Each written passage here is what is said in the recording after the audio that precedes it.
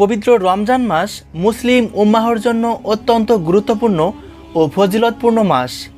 এক মাস সিয়াম সাধনার পরেই আসে মুসলমানদের সবচেয়ে আনন্দের দিন পবিত্র ঈদ উল ফিতর। তাই রমজান মাসের শেষের দিকে সবার মনে এই একটি প্রশ্নই ঘুরতে থাকে, এবার ঈদ কবে হবে।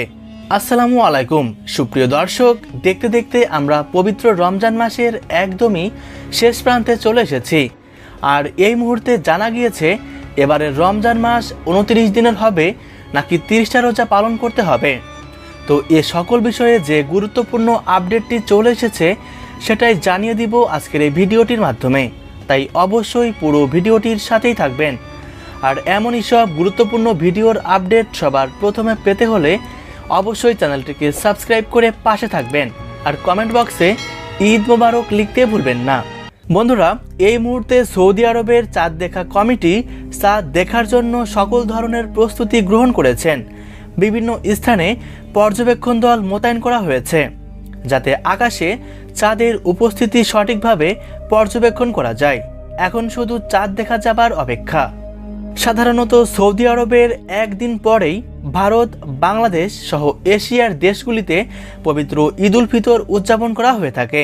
যেহেতু এবারের রমজান মাস শুরু হয়েছিল 19শে ফেব্রুয়ারি থেকে, সেই হিসেবে সৌদি আরবে যদি 18 তারিখে চাঁদ দেখা যায় তাহলে এবারের রমজান মাস 29 দিনের হবে এবং ঈদ উল ফিতর উদযাপিত হবে 19 তারিখে এবং বাংলাদেশে ঈদ উল ফিতর উদযাপিত হবে 20 তারিখে।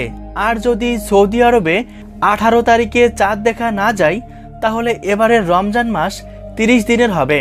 সেক্ষেত্রে 30টা রোজা সম্পন্ন হওয়ার মাধ্যমে সৌদি আরবে ঈদ উল ফিতর উদযাপিত হবে 20 মার্চ শুক্রবার এবং তার পরের দিন 21শে মার্চ শনিবার বাংলাদেশ, ভারত সহ এশিয়া মহাদেশের দেশগুলিতে পবিত্র ঈদ উল ফিতর উদযাপিত হবে।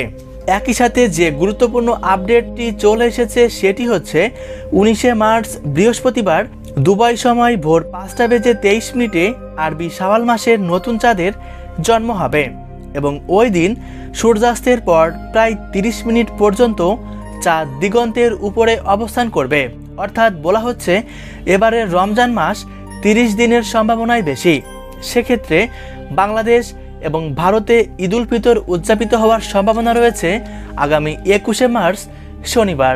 সুপ্রিয় দর্শক, এই ছিল এখন পর্যন্ত সর্বশেষ আপডেট। পরবর্তী আপডেটের জন্য অবশ্যই চ্যানেলটিকে সাবস্ক্রাইব করে পাশে থাকবেন।